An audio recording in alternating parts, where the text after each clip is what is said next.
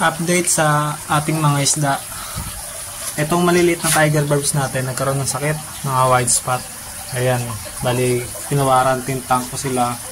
Bago lalagyan ko sila mamaya ng asin, rock salt, para gumaling at mawala yung mga white spot. Pinakain ko sila ng spirulina. Ayan, mapapansin nyo, kinakain nila. Ang spirulina maganda rin sa isda, vitamins din yan. Sabik na sabik sila kumain. Bago update nga pala sa community tank natin. Ito. Ayan, nawala yung mga damo. Bali, ano nga pala to? Pumutok yung ilalim. Sa lakas ng pressure nitong siritong tubig dito sa harapan, pumutok yung ilalim. Iyak!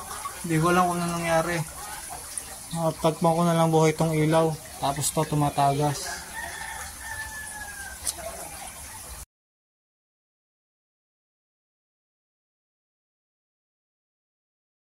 Kaya ang ginawa natin, nilagyan natin ng elbow.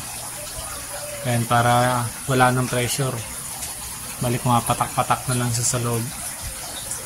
Bago ngayon, pinix ko, nilagyan ko ng silicone bago pinapalan ko ng panibagong glass. Tapos, sinilikon ko rin yung ilalim. Kaya yan, okay na.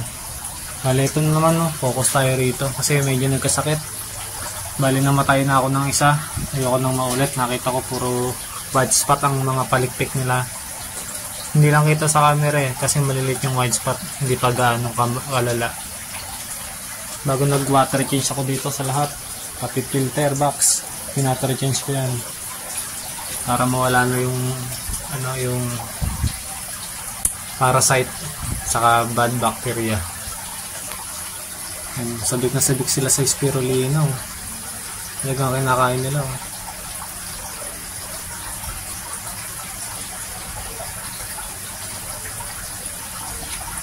Ngalit na itong video. Thank you.